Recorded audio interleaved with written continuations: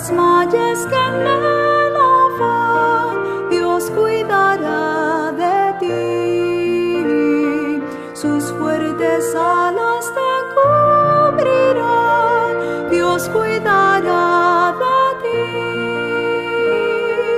Dios cuidará de ti, velando está su tierno amor. Sí, cuidará de ti, Dios cuidará de ti. En duras pruebas y en aflicción, Dios cuidará de ti. En tus conflictos y en tentación, Dios cuidará de ti. Dios cuidará de ti, velando está su tierno amor. Sí, cuidará de ti, Dios cuidará de ti. De sus riquezas te suplirá, Dios cuidará de ti. Jamás sus bienes te negará, Dios cuidará de ti. Dios cuidará de ti, velando está su tierno amor. Sí, cuidará de ti, Dios cuidará de ti.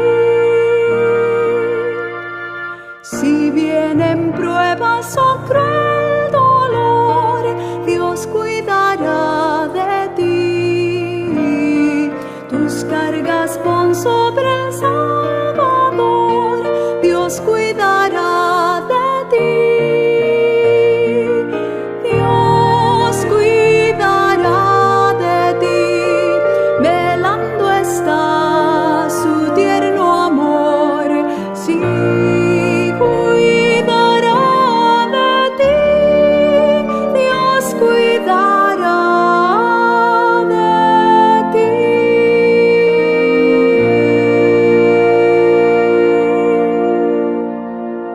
Estamos hablando de conflictos, del conflicto cósmico. Bueno, eso suena como muy grande, porque el cosmos es muy grande. Yo recuerdo cuando era joven, en aquella primera fiebre racionalista en la universidad, estudiando un poco de filosofía, que me gustaba, y que pretendía explicar no solo qué eran las cosas, sino cómo habían llegado a ser como eran y cómo podían llegar a ser, con primera premisa, segunda, un silogismo, unas conclusiones, algo lógico. Y descubres que los filósofos, hay gente muy inteligente, como teólogos, muy inteligentes, muy capaces, que explican todo de una manera que dices, pero qué listo es este señor, este tío. O esta señora había menos, pero bueno, también tuve una profesora de filosofía que era un ladrillo de esos fuertes, duros y pesados. Bueno, llegué a la conclusión que todos eran muy listos, pero llegaban a conclusiones diferentes y que por lo tanto no me interesaban mucho. Que lo único que me interesaba tampoco era mi propia opinión. Por supuesto que no. Pues yo no era más listo que ellos. Solo la palabra de Dios. La palabra de Dios, desde Génesis hasta Apocalipsis, y gracias a Dios el espíritu de profecía. Y me tocó el privilegio de enseñar durante años, tanto en África como aquí en esta casa. Las 3 asignaturas que más años he enseñado ha sido teología sistemática, lo que se llamaba, no sé si todavía dogmática, espíritu de profecía y Daniel y Apocalipsis, con las que disfruté enormemente. No sé si tanto mis alumnos, que alguno está por aquí todavía. ¿Qué significa eso de conflicto? Una palabra que hemos repetido y a mí me gustaría no repetirme mucho con relación a las ponencias de mis compañeros que me han precedido, que lo han hecho todos tan bien analizado, tan sistemático. bueno, algunas ventajas y algunas desventajas tiene el hacerse mayor. Conflicto significa no necesariamente guerra, ¿o sí? Porque un conflicto, por su etimología, pues significa golpe con o golpe contra. Claro, no es lo mismo darse un golpe contra un sofá como se tiran mis nietos sobre el sofá de casa, ya lo puedes decir 50 veces al cabo de una hora, es igual, lo siguen haciendo, no hay problema. No es lo mismo tirarse contra un sofá o saltar en un colchón de mi cama, que también lo hacen, que pegarse una bofetada con el coche a 100 y pico kilómetros por hora con otro que viene de frente. Son golpes. Son conflictos los dos. Pero los resultados no son los mismos. Los efectos no son los mismos. Cuando estudias historia, un poco, en la escuela, en el instituto, en la universidad, en una época de transición entre la dictadura del general generalísimo, descubres que en la historia pueden haber pasado las cosas exactamente de una manera, los hechos. Pero ¿cómo se cuenta la historia? Una historia de conflictos, de guerras, de colectivos contra colectivos por distintas razones. Y si no hay razones, ¿sabéis qué se hace? Se inventan. No tenemos en la memoria aquello de Saddam Hussein y las armas de destrucción masiva en Irak. ¿Os acordáis de aquellos entre los que fue un insigne presidente del gobierno español, también aquel trío, creyéndose esa mentira, esa fake que llamaríamos ahora, y empiezan una guerra? ¿Y qué es lo que comprobamos a lo largo de la historia? Que todos van poniendo según los filtros previos que tienen. Filtros voluntarios, conscientes o inconscientes. Y sabéis, esos filtros nosotros los tenemos permanentemente con todo.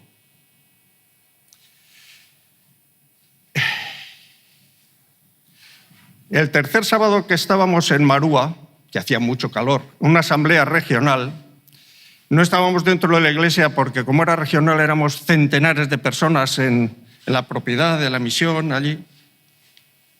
Suelo de arena, desierto a 200, 300 metros, pero había unos árboles, unos flamboyant, como hay en Canarias, de 30 o 40 metros de altos que hacían unas sombras increíbles. Pero a la sombra, ¿sabes? Hacía 47 grados, a la sombra. Se me ocurrió, predicando con traje, corbata, traje oscuro, camisa blanca, se me ocurrió quitarme la americana. Digo, así muy educado, ¿me permitís que me quite la chaqueta? Porque es que no soy capaz ni de pensar. Si hubierais visto la cara de los hermanos allí y de los que estaban en primera fila, que estaban conmigo, yo era presidente de la asociación o de la federación en ese momento, los que estaban conmigo, los 4 o 5 pastores que estaban en el equipo conmigo allí, me miraban con una cara de asombro y decían, ¿pero qué está haciendo este hombre? No sabe lo que hace. Cuando terminé el culto, porque nadie me interrumpió, eso al presidente no se le puede interrumpir, por lo menos en ciertas culturas. Y me vienen con mucho cariño y pastor, no haga eso usted más. Y yo, ¿por qué?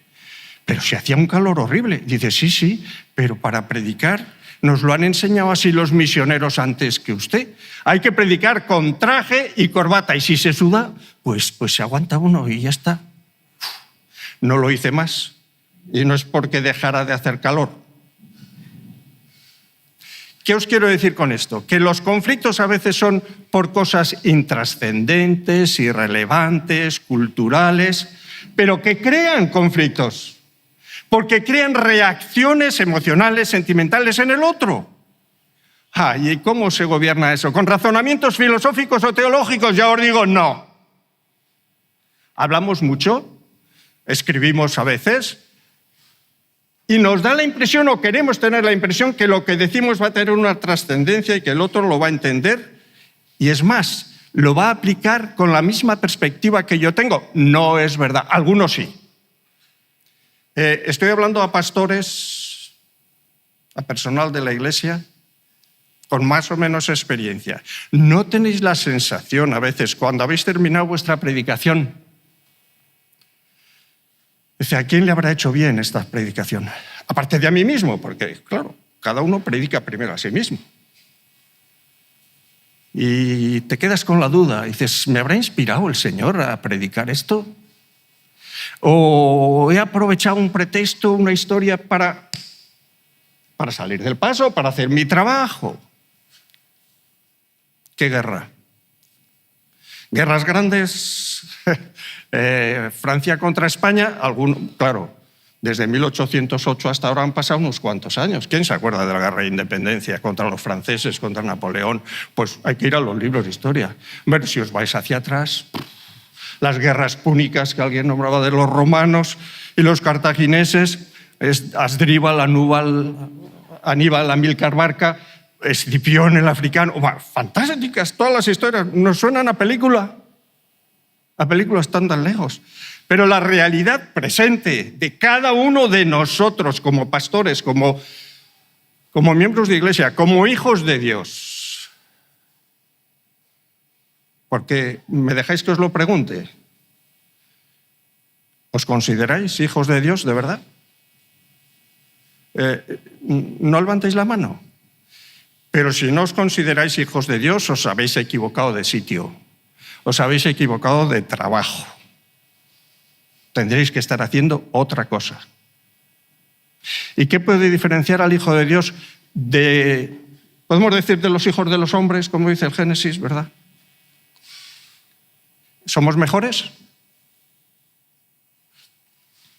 ¿O sencillamente confiamos en Dios? Yo recuerdo en una ocasión, hace algunos años, y Jorge Pamplona, lo he confirmado con él, estaba presente él, su esposa, la mía también, en una de esas reuniones que hacíamos, se han pasado los años, pues hace 20 años, 20 y algo, 20 y tantos años, en una de esas reuniones en el Instituto de España, donde asistía la reina, donde éramos 25 o 30 invitados permanentes, entre los cuales estaba el presidente de la Unión Española, lo cual no dejaba de ser un privilegio especial, y otros 25 o 30 invitados para la ocasión. Y esa ocasión invitaron a una señora arqueóloga que iba todos los años a Palestina y nos estuvo explicando con las luces apagadas, 55 minutos, diapositivas de las piedras que habían quedado del templo de Herodes. Del templo de Herodes, lo había titulado Las huellas de Herodes en el templo de Salomón, o algo así. Bueno, nos explicó al final que esta piedras grandes, enormes, que todavía están allí, había estado en tal lugar y los israelitas la han movido a este otro porque les molestaba para hacer la carretera que pasa por delante. Críticas, polémicas, los arqueólogos enfadados, bueno, normal. Y cuando termina aquella señora, la coordinadora de aquello dice, bueno, ¿alguien tiene una pregunta? Yo no sé si el doctor Pamplona o su esposa Rosa Blanca se acuerdan de aquello. Yo me acuerdo muy bien. Miráis, algunos se habían dormido, literalmente. A una súper especialista en algo tan específico y vas y le preguntas qué, y todo el mundo ahí pensando, a ver, ¿qué le preguntaría yo a esta mujer que me interese? O para salir del paso. Y la coordinadora, viendo que nadie decía nada, dice, Pastor Guaita, como tú eres de la historia esta, de la Biblia, ¿tienes algo que decir? Y yo, bueno, sí, se me ocurre algo, pero a lo mejor no está relacionado directamente con lo que nos ha presentado tan bien la profesora, la doctora, no me acuerdo cómo se llamaba, en arqueología. Pero yo sí tengo una pregunta, y os la hago a vosotros. ¿Por qué se inventaron las iglesias? ¿Por qué se inventó la iglesia? ¿Qué es una iglesia? Y pienso en la mía, en la que he estado toda mi vida, desde casi mi nacimiento. ¿Qué es la iglesia? ¿Para qué la iglesia? Hombre, ya lo sé, que en la época patriarcal no había templos. dedicados a Dios, que solo había los altares itinerantes que iban haciendo los patriarcas y dejaban como testimonio de su fe allá por donde estaban. Bien. Pero desde que se manda a construir el santuario, luego el templo de Salomón, luego el de Zorobabel, el regreso del exilio, luego el de Herodes, en el que estuvo Jesús, la pregunta es, ¿por qué lugares de culto?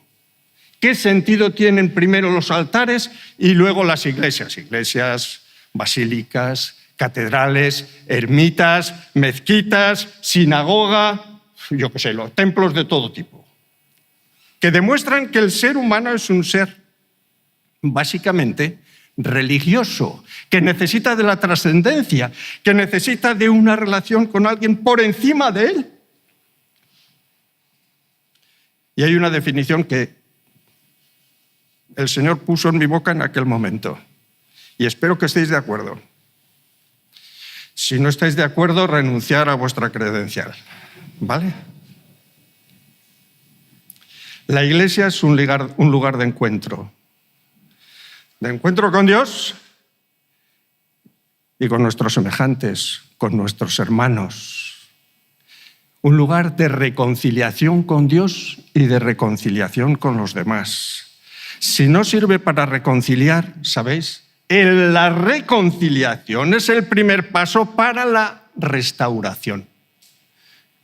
Es la forma de llamar al plan de salvación, la restauración de la imagen casi perdida, la imagen de Dios casi perdida, dice Elena White.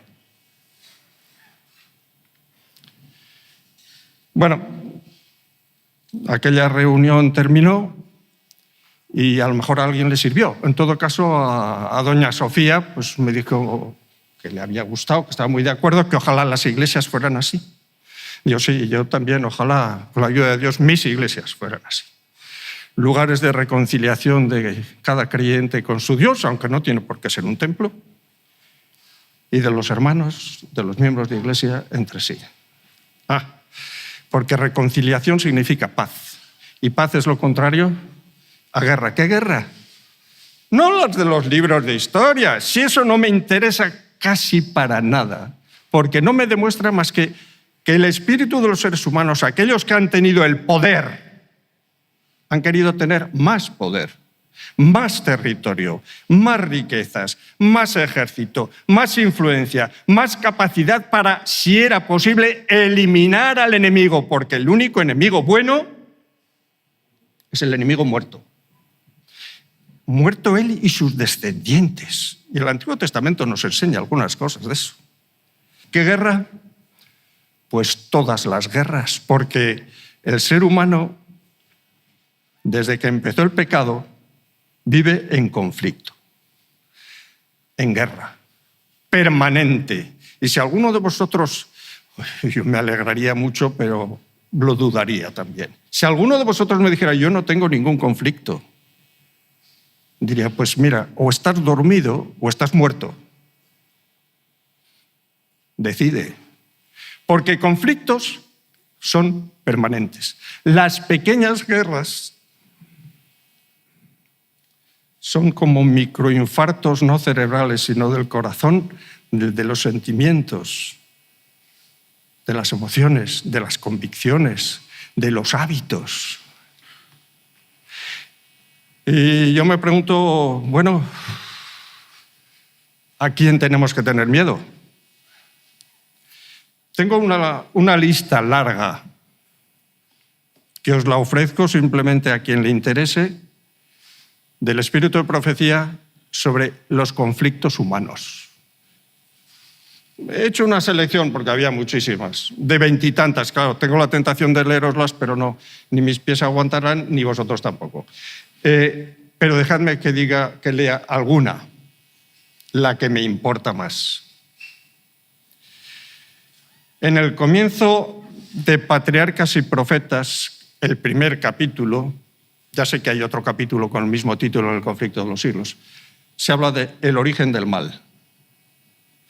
Habría que leerlo de vez en cuando, este capítulo, porque es lo mejor que yo he leído jamás, no sobre una explicación del mal, pero lo más próximo que hay, para describir el por qué Satanás se revela y descubrimos que no hay un porqué más que en su mente, por soberbia, por orgullo, por avaricia, por envidia, por celos, por todas esas cosas que luego los catecismos católicos llamarán, bueno, los 7 pecados capitales, y los primeros pues son esos. Pero esta cita de Patriarcas y Profetas dice algo que hemos repetido aquí esta semana. Dios es amor. ¿No? Primera de Juan lo tiene bastante claro, pero muchos otros textos también. Su naturaleza y su ley son amor. Lo han sido siempre y lo serán para siempre. El alto y sublime, el que habita la eternidad, cuyos caminos son eternos, no cambia. En él no hay mudanza ni sombra de variación. Este es mi Dios. ¿Os interesa? Porque a todo el mundo le interesa, aunque no sepa que le interesa, que lo necesita. Si Dios no es amor, no es una herejía lo que voy a decir. Si Dios no es amor, no me interesa. No me sirve para nada.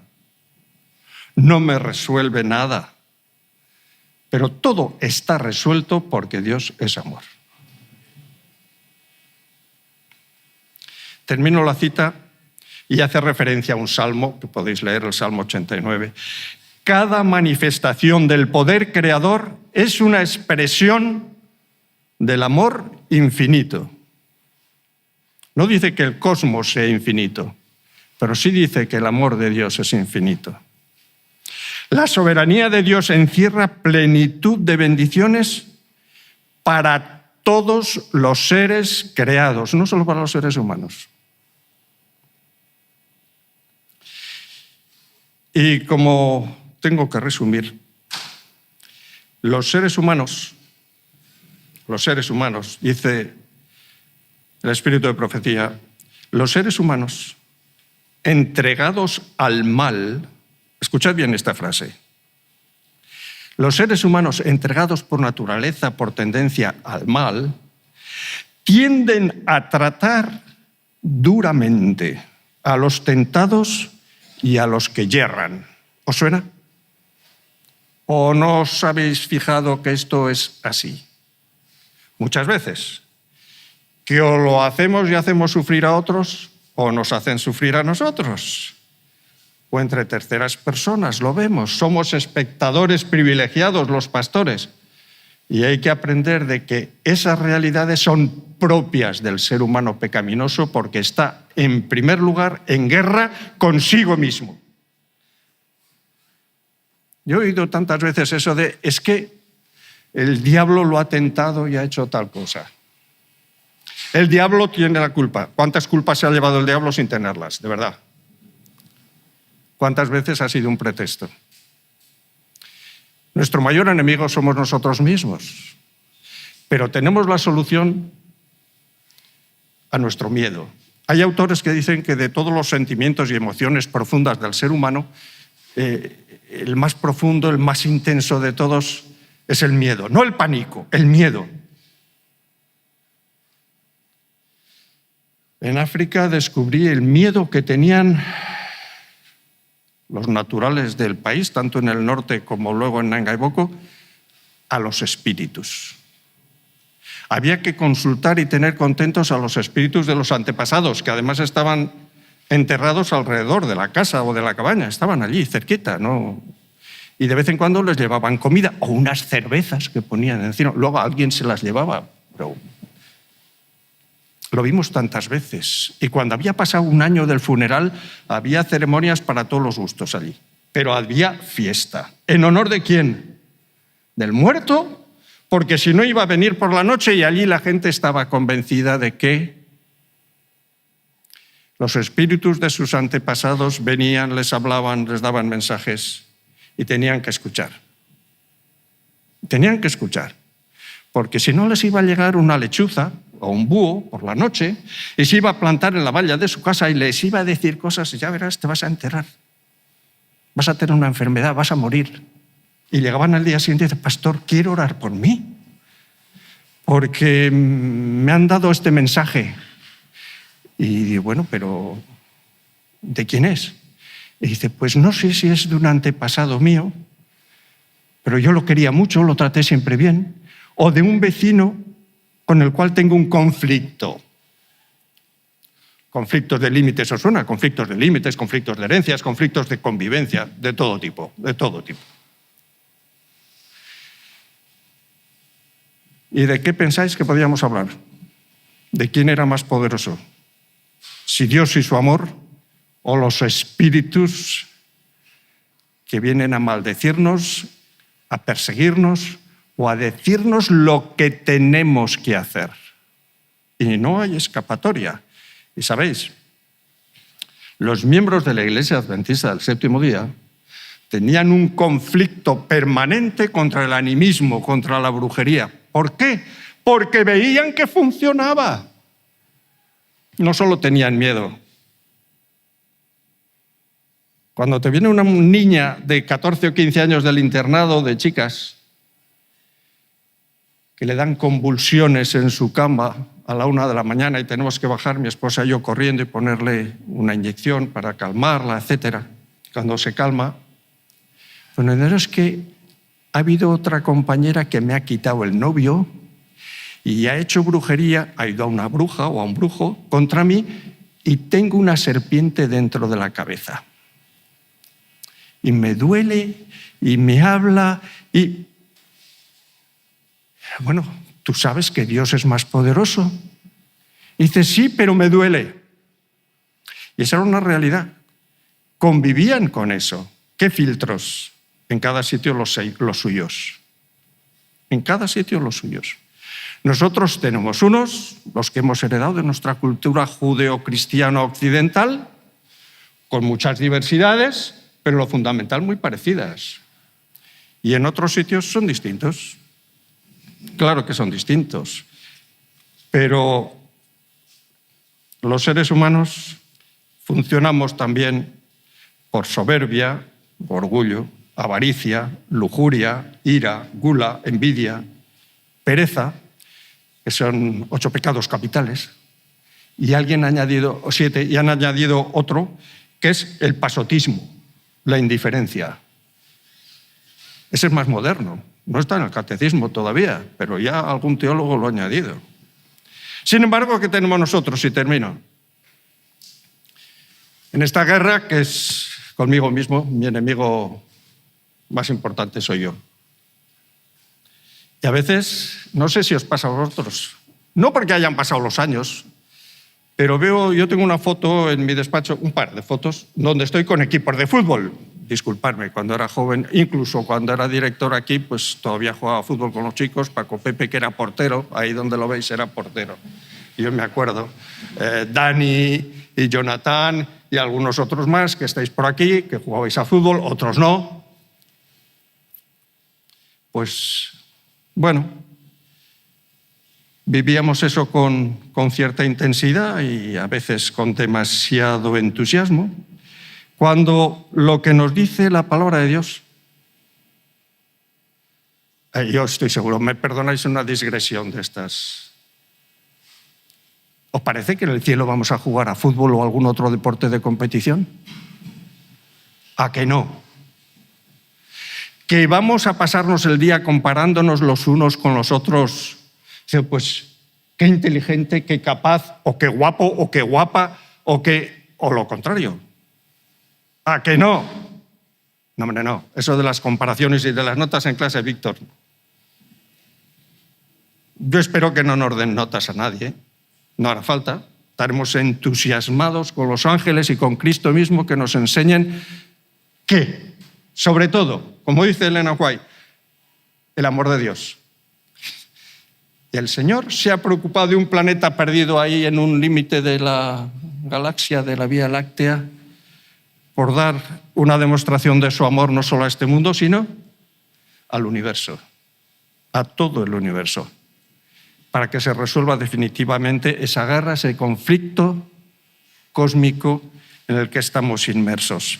Mis queridos hermanos, en Gálatas 5, 22, 23, no lo voy a buscar, lo conocéis, que los frutos del Espíritu son Amor, gozo, paz, que es todo lo contrario a la soberbia, el orgullo, la avaricia, la lujuria, etc. Amor, gozo, paz, paciencia, benignidad, bondad, fe, mansedumbre, templanza.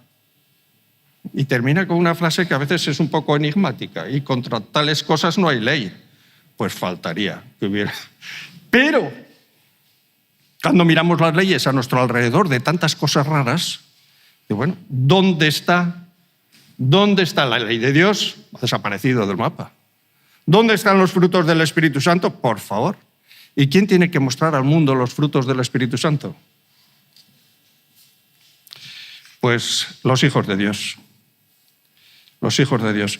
Dejadme que termine con una de esas últimas citas que tengo por aquí, que me parece, bueno, a mí me sirve.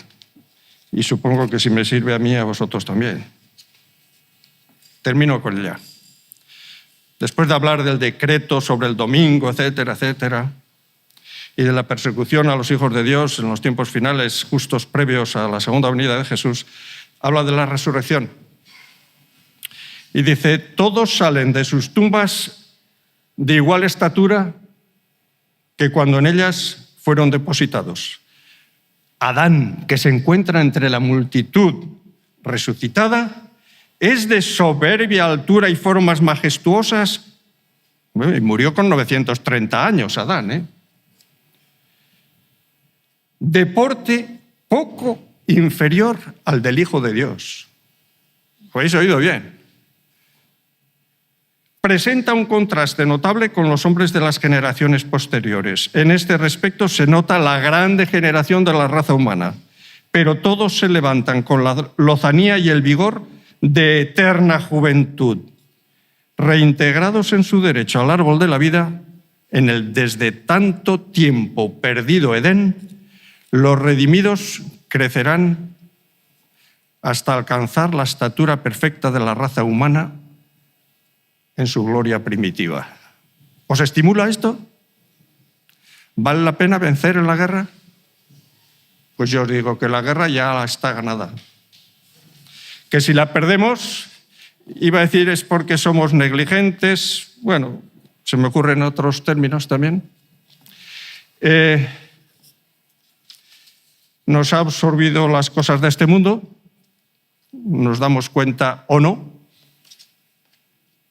pero el Señor quiere que nos sintamos vencedores, porque Él es vencedor y salió vencedor para vencer. Esa victoria nos la ofrece, es nuestra. No tenemos que tener miedo a ningún enemigo, no tener inquietud por ello, ni por la muerte.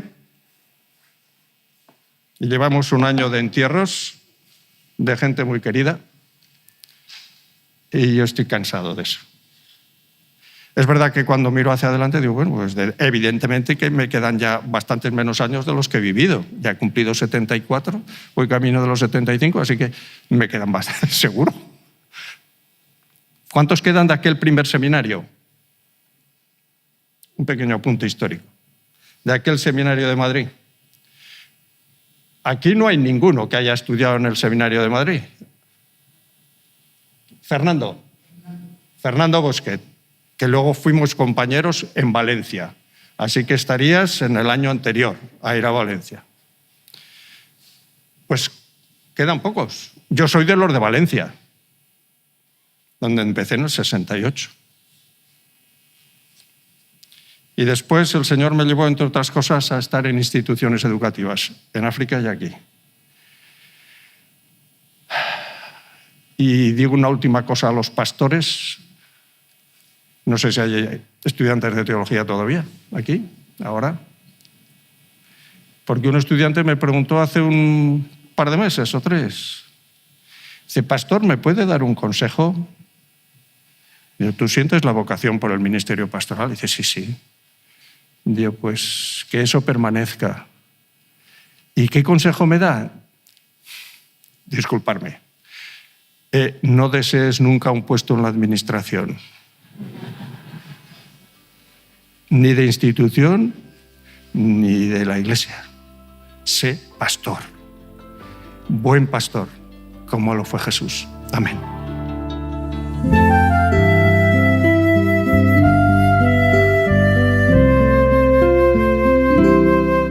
Días hay, lo sé, en que triste te sientes y sin esperanza estás.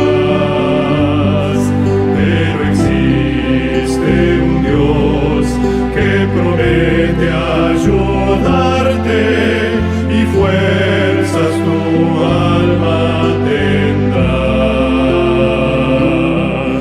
Nunca te rindas, Cristo ya viene, y su rostro pronto verás. Nunca te rindas, Cristo ya viene, nos llevará a su Este mundo cruel no será para siempre, el mal pronto terminará. Y mi fe en Jesús cada día es más fuerte, pues sé que Jesús volverá. Nunca te rindas,